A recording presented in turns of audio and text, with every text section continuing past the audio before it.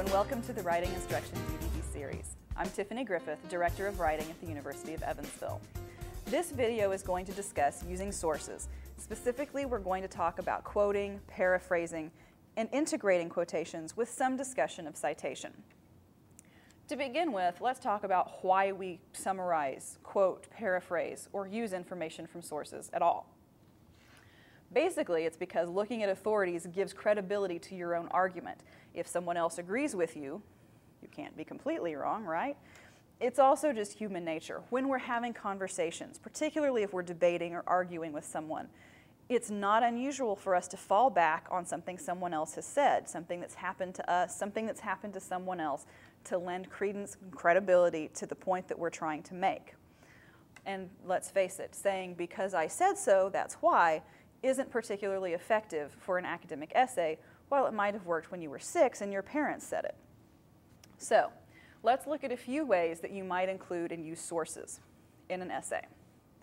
First of all, let's talk about writing summaries.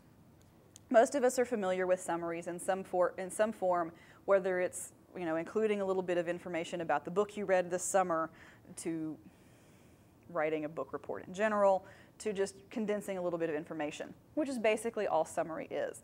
A summary is basically encapsulating information from larger texts, like books. For instance, if you were trying to say that the novel Tristram Shandy tells the story of the life of the novel's narrator, Tristram Shandy, and makes use of digression and tangents, you're hitting on some of the main points of the book, how it works, what it's about, and so you have a summary. You've talked about some of the highlights of the book in one sentence, as opposed to a several hundred-page long novel. A paraphrase, something we use very frequently, and it basically means that you're presenting an author's idea in your own words. Paraphrases are going to be closer to the same length of the original, as opposed to summaries, which again tend to be much shorter than the original because you're usually summarizing much larger sources.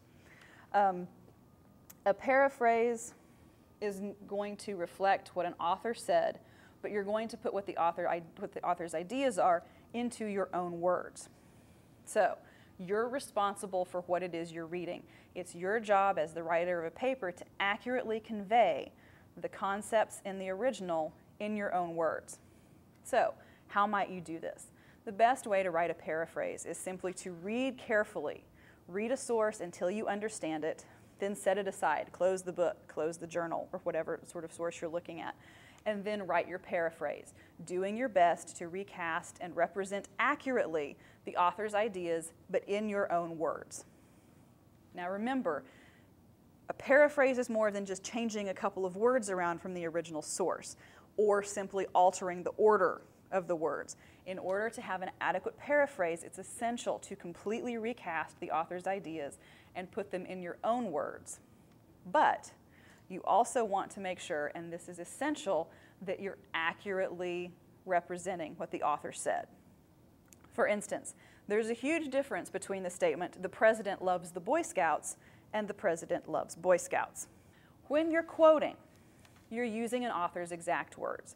And it's important when you're dealing with quotation to remember that if you're using an author's exact words verbatim, then you need to use quotation marks. If you've changed any of the author's words, again, if you're putting them in your own words, then you're paraphrasing. But if you're using the author's exact words, then you want to be sure to quote. If you're quoting, again, make sure that you exactly use the author's words rather than changing something here and there. Okay. When might you use a quote as opposed to using a paraphrase? First of all, you're going to want to quote or use quotation marks anytime you're using 3 or more of an author's exact words. If the source has said something so well or phrased something so clearly that you don't feel like you could do it justice or adequately transfer it into your own words, it's fine and perhaps a better idea to stick with the original than trying to improve on something that already is working so well that you don't feel like you can do it justice.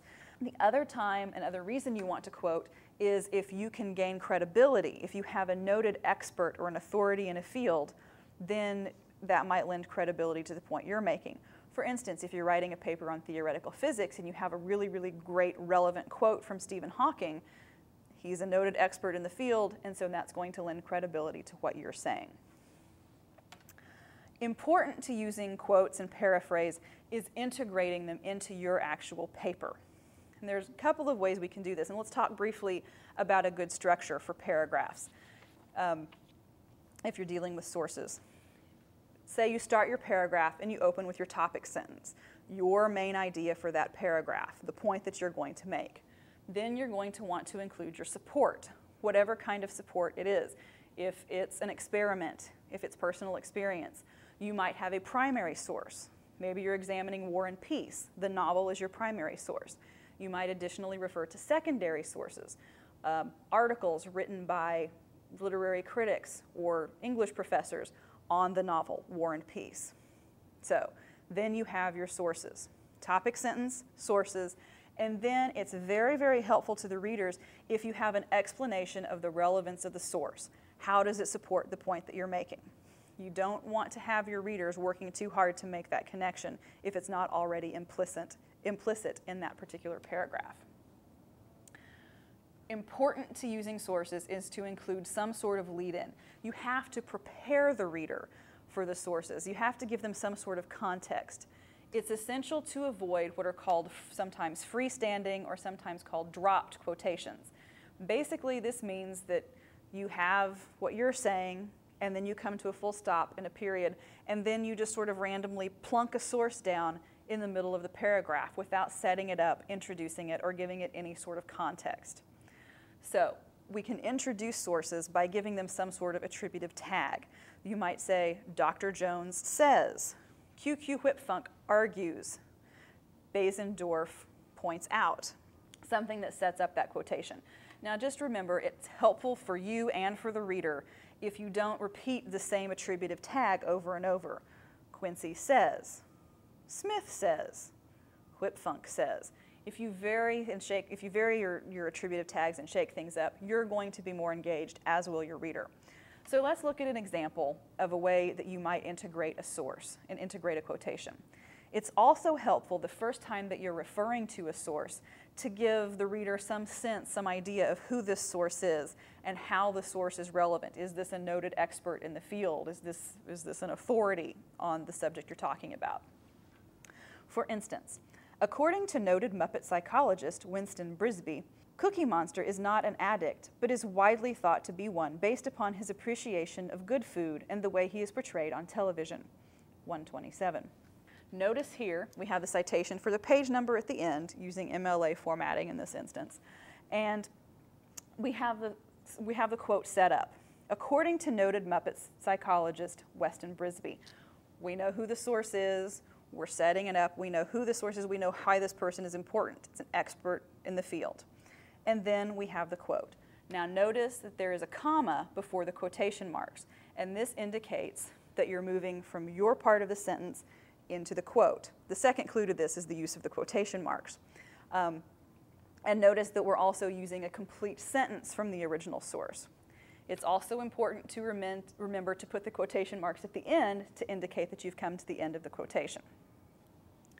Now, unless you're working a quote into the middle of your own sentence, then you might use the Jones says, comma structure.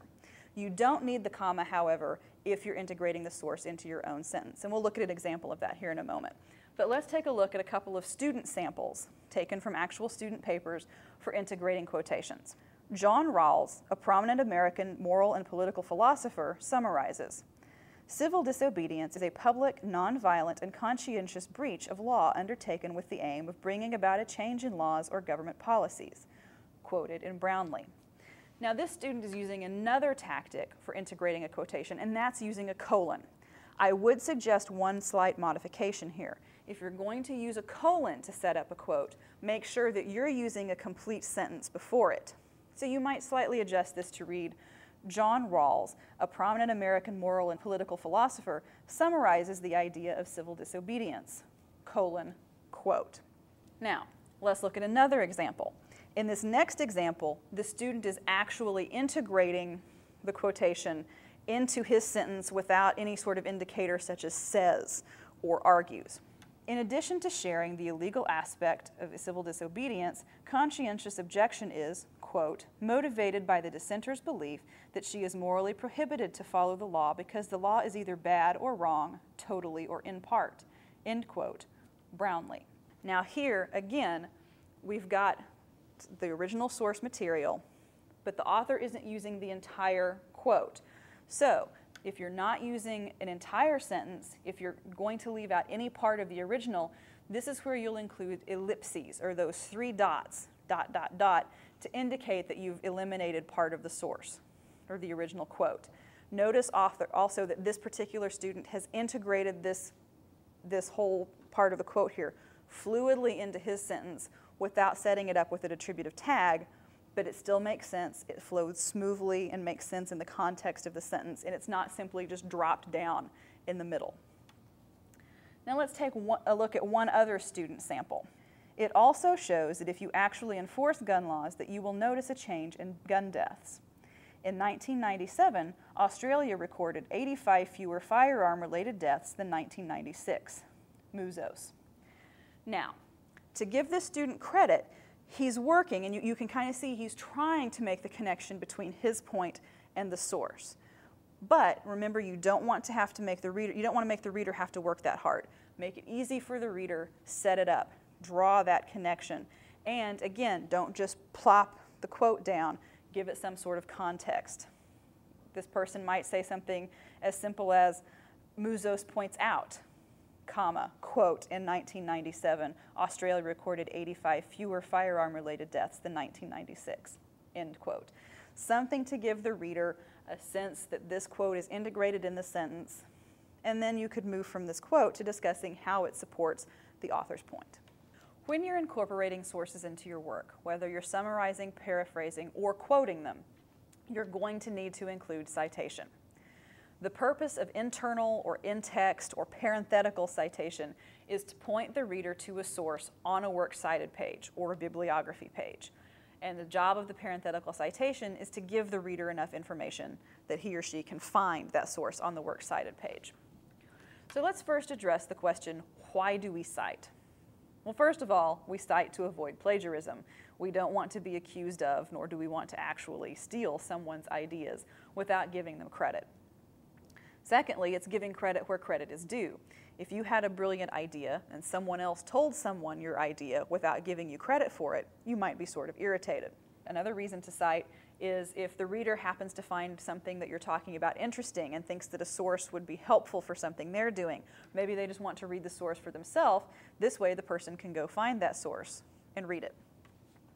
One of the primary reasons, and perhaps the most important reason that we cite, in addition to giving credit and avoiding plagiarism, is to make sure that readers know what sources we use, which will allow the reader to recreate the chain of ideas that led you to your conclusions. Now, it's not unlike a scientific experiment.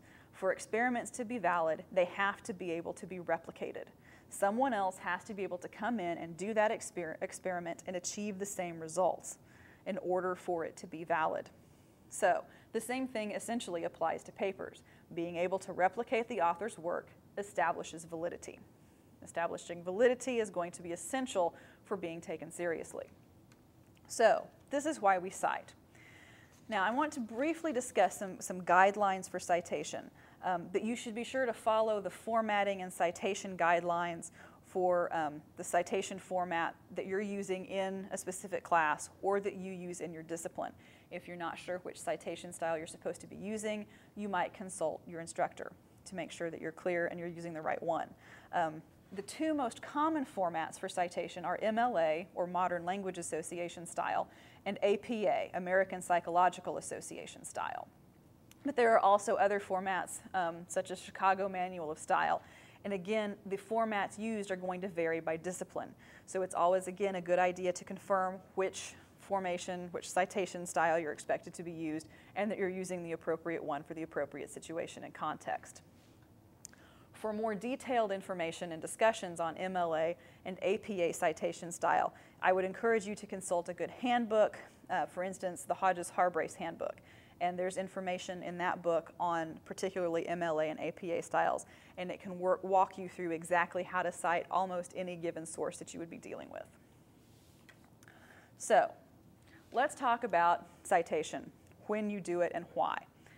We've addressed why. So you want to cite a source anytime you use a source. Basically, anytime you use information that didn't come out of your own head or that isn't common knowledge, or anytime you quote, paraphrase, or summarize a source, even ideas from lectures, interviews, all of those things you're going to want to cite. Again, the important thing to keep in mind with citation is that the internal or parenthetical citation works in tandem, hand in hand, with the works cited page. The information in the parenthetical citation points you to the works cited page or the bibliography, which lets the reader then go find that information for herself if she wants to. So, we've talked about when to quote or when to cite. How do you cite? And again, this is going to vary slightly, but let's just discuss some general ideas that or some general practices that in most cases will apply to both MLA and APA. Again, the job of the parenthetical citation is to provide the reader with enough information that he or she can find that source on the works cited page and then find, based on the information from the works cited page, that source and the exact reference in the source. Often, depending upon the citation format, you're going to be able to provide enough information by including the author's last name and a page number, or perhaps, depending upon the style, the author's last name and the year of publication. If you're including an author's name somewhere in your text, all you'll need in the parenthetical citation would be the page numbers. Again, this is for MLA, and this is going to vary slightly for APA. If you're referring to an entire source, as in our Tristram Shandy example, you may not need any parenthetical citation at all. If you're referring to the author's name somewhere in your sentence, you probably won't need a parenthetical citation. So if, for instance, you're saying, in his novel Tristram Shandy, Lawrence Sterne presents the life story of the novel's narrator, Tristram Shandy, through use of digression, transitions, and humorous experiences. You've got the author's last name in the sentence, so you probably can avoid having a parenthetical citation in this case, since you're referring to an entire source. Make sure that if you need to eliminate ambiguity or confusion, you're including enough information to do so. For instance, if you have multiple sources or multiple articles by the same author, you might need to provide the author's name and all or part of the title of the source in that particular parenthetical citation. Again, you don't want to confuse the reader, and you want to make it easy for the reader to find your source on your bibliography. If a source is anonymous, obviously you can't include a last name, and again, you're probably going to have to resort to giving all or part of a title of the source. If you happen to be referring to a quote that you found in a text but couldn't find somewhere else, then you're going to use the quoted in format. And again, the situation can arise no matter what sort of citation guideline or citation format you're using, but I'm specifically going to use an example based on MLA. Let's refer back to that student sample from earlier. We have an instance where this happens. John Rawls, a prominent American moral and political philosopher, summarizes the idea of civil disobedience. Civil disobedience is a public, nonviolent, and conscientious breach of law undertaken with the aim of bringing about a change in laws or government policies. Quoted in Brownlee. QTD period is the abbreviation for quoted in Brownlee. Now in this case, this particular student found a quote that he really, really liked that directly applied to the point that he was trying to make. John Rawls is the author of the quote. He's the person who said this, but the student couldn't find the quote from in any sort of source that the author of was Rawls. So what the person did was cite the source wherein he was able to locate that quotation. In this case, an article by Brownlee.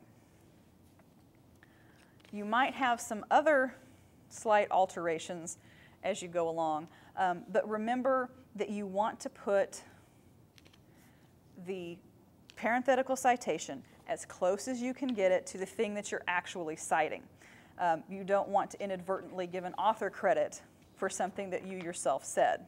While it might be most common for citations to happen at the end of a sentence, If the information that you're citing ends in the middle of a sentence, then it's perfectly acceptable and in fact preferable to put that citation in the middle of a sentence. So let's look at an example here.